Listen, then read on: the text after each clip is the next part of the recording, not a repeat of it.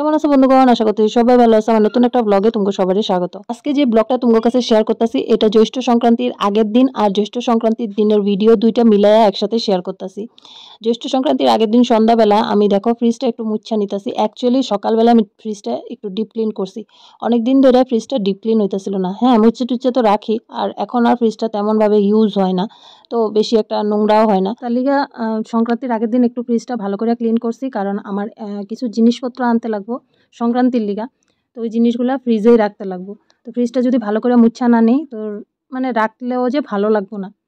জ্যৈষ্ঠ সংক্রান্তির দিন আমগো কিছু নিয়ম আছে, ওই নিয়মগুলো পালন করতে লাগবো। তার লিগে আমি ভালো করে পরিষ্কার করলাম। আগে তো তোমার কাছে কইলামই যে ফ্রিজটা আমি সবসময় মুছে টুচ্ছে রাখি, কিন্তু ডিপ ক্লিনটা খুব কম হয়, আমি সময় পাই না ডিপ ক্লিন করার লিগা। তার লিগে সংক্রান্তির আগের দিন ভালো করে ডিপ ক্লিন করছি, আর একদম পুরাটাই করা হয়েছে।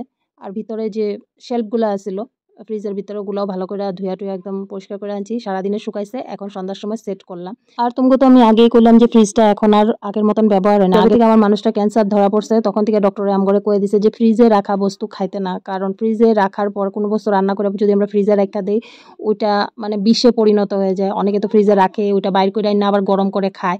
এই জিনিসটা যখন থেকে আমরা জানছি যে ফ্রিজের জিনিস রাখার পরে ওইটারে গরম করে বা ওইটারে বাইর করে খাওয়া কতটা মারাত্মক। তবে যদি আমরা কোনো জিনিস কাঁচা অবস্থায় ফ্রিজে রাখি, ওইটা বাইর করে নর্মাল টেম্পারেচারে আনার পরে তারপরে খাইলে কোনো কিছু অসুবিধা হয় না, কিন্তু রান্না করা বা প্রসেস করার পর ওই জিনিসটা বাইর করে খাওয়া কিন্তু ভালো না। তো এখন ফ্রিজের ইউজ বলতে শুধু কাঁচা মাছ আর না, ওই ডিপ ফ্রিজে রাখা শাকসবজি ফলমূল, আর বিশেষ করে আমার মানুষটা 3 মাসের করে যে ওষুধগুলো আনি ওষুধের স্টকের লিগে ফ্রিজ ব্যবহার হয়। যাই হোক, ফ্রিজ গুছানো হয়ে গেছে, এখন একটু রেডি হলাম, তারপরে বাইরে গেলাম একটু বাজার করতে, যেহেতু পরের দিন জ্যৈষ্ঠ সংক্রান্তি। আমার বাড়িতে কিছু নিয়ম কাজ আছে, ওইটার লিগা কিছু জিনিসপত্র আনতে লাগবে দশকর্মা ভান্ডার থেকে, আর আরো টুকটাক অনেক কিছু আনতে লাগবে। তার লিগে আমি আর আমার মানুষটা ও দোকান থেকে আসলো, দুইজনেই বাইরে গেলাম কিছু বাজার করতে। আর এই যে দেখো টুকটাক যা যা লাগে সবকিছু বাজার করে নিতেছি। অ্যাকচুয়ালি জ্যৈষ্ঠ সংক্রান্তির দিন আমগো বাড়িতে করম পুরুষের ব্রত বা করম পূজা ব্রত বা কর্মাদি ব্রত যেটাই কো, এটা জ্যৈষ্ঠ সংক্রান্তির দিন পূজা হয়। তা ওই দিন না বাড়িতে কোনো ধরনের রান্না বান্না হয় না, মানে রান্না বান্না হয় না বলতে মানে ওই দিন আমগো বাড়িতে আগুন জ্বালানো যায় না, মানে চুলার আগুন জ্বালায়া কোনো কিছু রান্না করা টরা এইসব হয় না। তবে খাওয়া দাওয়াটা হয়, যদি কেউ যদি বাড়ি থেকে খায় আসে ওটা কোনো প্রবলেম নেই, বাড়িতে কোনো রান্না বান্না হয় না। তার লিগে সারাদিন যে আমরা কি খামো না খামো ওই জিনিসগুলাই নিয়ে নিছি। আর অনেকের বাড়িতে দেখছি কেউ কেউ দিনের বেলা পূজাটা করে, রাত্রেবেলা রান্না করে খায়, আবার অনেকের বাড়িতে পূজা করলেও সারাদিনই রান্না করে খায়।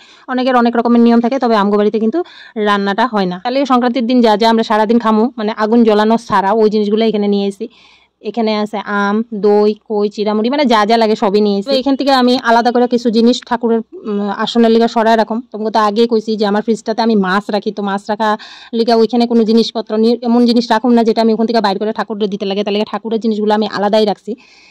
তবে দইটা দিব না ঠাকুরের লেগে দুধ আনা হয়েছে, ওইটা এক্সট্রাভাবে রাখা হয়েছে। দুধ, গুড়, খই, মানে যা ফল টল আনা হয়েছে সবই আলাদা করে রাখা হয়েছে। আর শুধু আমরা যেগুলো খামু ওগুলো এখন ফ্রিজে ঢুকায় রাখতেছি, কারণ দইটা যদি এখন ফ্রিজে না রেখা বাইরে রাখি দইটা পুরাটাই নষ্ট হয়ে যাবো। তার লিগে ঠাকুরের লিগে দুধ আনা হয়েছে, দইটা আনা হয় নাই। তো এখানে যা যা আনছি সব আমি গুছায় নিতেছি।